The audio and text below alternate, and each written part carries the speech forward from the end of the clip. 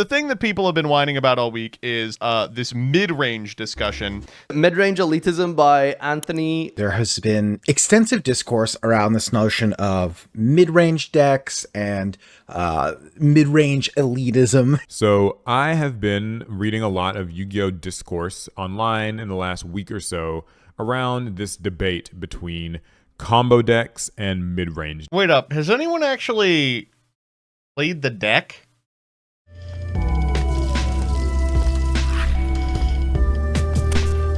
Good afternoon, Jank enthusiasts. I'm MBT, and this is 10-Minute Testing. Well, we've reached the point in the format where we've started to lose our minds. As we all wait for the inevitable ban list, the synapses in our brains start misfiring us and leaving us with these big piles of garbage. One such pile stands before us, and at least it has the decency to have a funny name.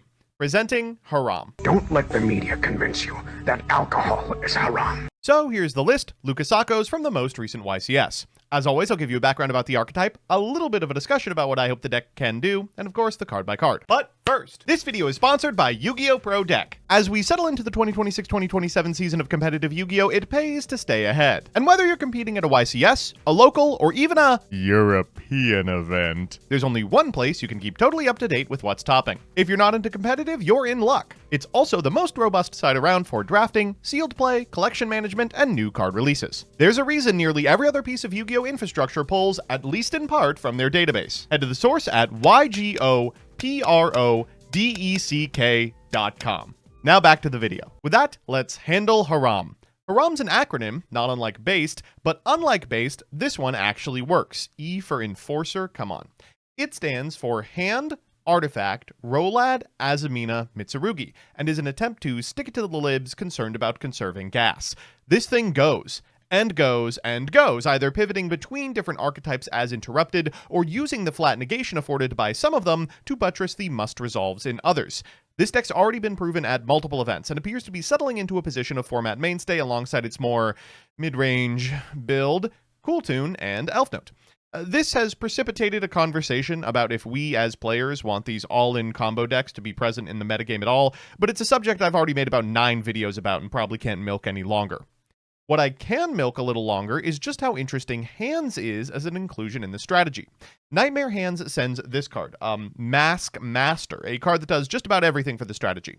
You can bin Skull Archfiend for Rolad or Mitsurugi Mirror, you can bin Black Chaos, you can bin Enchantress, and you can bin Floodgates out of the board. It helps you play through things, increases the ceiling if you have redundancy, and all around stinks to be staring down. Thankfully, we're in the driver's seat, so good luck everybody else. So with that, let's get into the card by card. First up, Fleeting Phantom Mask Master, an illusion monster that has the illusion effect, and if normally special summoned can send a Fiend, Illusion, or Spellcaster from your deck to the graveyard, then this card's type becomes the original type of that monster. If this card is in your graveyard, you can banish a spell card from your graveyard to special summon this card. After that, we have our adventure cards, 2 Water Enchantress and 1 Wandering Griffin Rider. We've got our Rolads, 3 Griffo, 1 Skull Archfiend of Chaos, double Black Chaos, and Magician of Dark Chaos, Black Chaos. We are playing 3 Diabella Star the Black Witch, and 1 Magician's Souls can be searched, of course, off of the Dark Magician of Destruction, who you can get to by banishing a spellcaster monster, or in some variants of the deck, reprodocusing anything into a spellcaster. We've got 2 Mitsurugi no Mikoto Aramasa, 1 Kusanagi, 1 Saji, the Futsu, the Murakumo, and the Habakiri, and then 2 copies of Nightmare Hands, who sends an illusion from the deck to the graveyard. Then, during the main phase, if you control a level 5 or higher illusion monster, can be banished from the graveyard to target a monster in your opponent's graveyard, special to your field, but banish it during the end phase of the next turn. This is usually banished for Mask Master, but not always. There are some spell cards, like Preparation of Rites, for instance, that you don't need after you activate, leaving this in graveyard to combo with something like an Illa Sylvia. We've got a Rite of Aramasir, a Fateful Adventure, a Dracoback, a Light and Darkness Ritual, 3 Wanted Seeker of Sinful Spoils, 1 Deception, 1 Hallowed Azamina, triple Ragged Records of Rites, double Pre-Prep, triple Mitsurugi Prayers, 1 Ritual, 1 Mirror, 1 Foolish Burial, and 1 Mind Shuffle. We're also playing the 1 Great Purification because we search so often. You could bet that Mitsurugi Mirror is going to show up in the grip over and over again, even in 60. For non-engine, we've got 3 Fulos, 3 Perulia, 2 Droll and Lockbird, triple Plot of Sloth, and triple Forbidden Droplet in the extra. We've got Cross Sheep, SP Little Knight, Charmer Quartet in Bloom, Dark, Underworld Goddess of the Closed World, Deceiving Doll Maidens, Selene, Queen of the Master Magicians, Access Code Talker, Protect Code Talker, Firewall Dragon, Reprodocus, Relinquished Anima, Dark Magician of Destruction, Illa Sylvia, and Mercia Lago in the side. We've got Ashes, we've got Magnemut and Druis Worm, Azamina Debtors, Crossout Designator, Tactics Talents, Called by the Grave, and Triple Impulse and Spark. So with that, let's check out some games. Our first match is up against Invoked, and I shudder to think that this is going to be a mainstay of the format. Hyper-Invoked Aeon is one of the least fun cards in the history of time. Thankfully, we are going first, and we're going to begin with a Griffo for a Mind Shuffle. We will fire off that Mind Shuffle, use the effect, and they will Ash Blossom. No big deal, we live to be interrupted. We'll go to the main phase and activate the effect of Fateful Adventure. Next, we will normal summon an Aramasa using it and the Fateful Adventure into our opponent's Perulia. Oh, one card earlier, buddy. We'll go ahead and get that Draca back, and a Habakiri. We'll activate the effect of the Habakiri, summon ourselves a Saji, and tribute it as well. We'll trigger the effect of the Saji in graveyard, grab ourselves a ritual, and then fire Mitsurugi ritual from the hand, giving no quarter to this Mulcharmy Perulia. We're just gonna go infinite regardless. We'll go for Habakiri and then fire off the Mitsurugi ritual for the Habakiri for the Murakumo, triggering the effect of the Habakiri in the graveyard, summoning it to this zone, which means we can go Mitsurugi prayers in order to summon, grab ourselves a Futsu as well, and trigger the effect of the Murakumo afterwards for the trap card. From here, we can just go ahead and link off for a Reproducus, make that a spellcaster, and now we can banish the Habakiri for a Demod. Dark Magician of Destruction is going to get us a copy of Magician's Souls. We'll make Cross Sheep, activate the effect of Souls, sending a Diabellstar, and summon the Souls to a link point, which allows us to draw 2, discard 1. Next, we'll activate the effect of the Fateful Adventure in order to grab and then discard a Water Enchantress of the Temple, activate her effect for a Rite of Aramesir, then Souls to draw a couple of cards. We'll make an Anima and a Protect Code Talker on our way to Firewall Dragon to trigger the effect of the Protect Code, bring back the Protect Code, and then Firewall Dragon in order to cycle back the Diabellstar. We'll go Deceiving Doll Maidens. That enables us to send a Skull Archfiend of Chaos, who will send a Light and Darkness ritual to the graveyard to get us into ROLAD. We'll go Diabellstar effect, activate its effect, set a copy of Deception, and then use the effect of the Deception to grab a Hallowed Azamina. From here, we can activate the Hallowed Azamina for Murcielago, summon the Murcielago to our side of the field, use its effect in order to grab from deck to hand, then go into a Charmer Quartet in Bloom, a Hallowed Azamina, and activate the Hallowed Azamina. Didn't hold A here, whoops, for a an Illa Sylvia. SP Little Knight, Quartet in Bloom, target the Murakumo, and the Illa Sylvia, set like 15 cards, trigger the effect of the Fleeting Phantom Mask Master in order to send from deck to graveyard a Griffo, cycle the wanted for Sinful Spoils, draw a card, and pass. Our opponent's going to draw with like a 15 card hand, but thankfully we have 16 points of interruption. We're going to begin with the Mind Shuffle. Back goes the Mask Master, and out comes the Magician to Dark Chaos, Black Chaos, as they go Meltdown. We'll use Black Chaos here, targeting this copy of Prayers as they go for Alistair the Invoker. We'll target this Quartet in Bloom with our SP Little Knight to get it off field for the Invocation, but also to reset the Quartet in Bloom. We'll go Illa Sylvia afterwards, negating the Invocation as they go Reminiscent, targeting our Black Chaos. We'll activate Mind Shuffle to get it back into the grip, and then summon out the Black Chaos afterwards. This Reminiscent does still come down, but we can negate it with the Forbidden Droplet, which prevents them from getting to Sword. Afterwards, they're going to go for, Viricom, the Divine Spirit. We will make them tax with the Murakumo, and then we'll Purification as they activate the effect. Next, we'll activate the effect of the Murakumo in graveyard. They can Ash it, but that's mostly the end of the turn. Just the Iwas left will enable them to get another copy of Reminiscent, and then Invocation, this Alistair back to hand, but they've used their normal and their Reminiscent special, so they'll pass turn as we have a Quartet in Bloom reset. We'll go to the main, activate the effect of the Quartet in Bloom, summon back an Illa Sylvia and a Murakumo, trigger the effect of the Murakumo, pop the Reminiscent, and go to the battle phase for well over lethal. So that's the deck perform. Oh, God! Okay, well, it doesn't matter who goes first or second in this one because there is one card that does give the deck pause, and you are staring at it. Our opponent's unbranded here. They're going to begin with a copy of Nadir Servant, sending an Albion to the graveyard for a fall on a White Dragon. Wildbaz comes to the field. They'll activate the effect of the Wildbaz in order to summon from deck a copy of Incredible Ecclesia the Virtuous.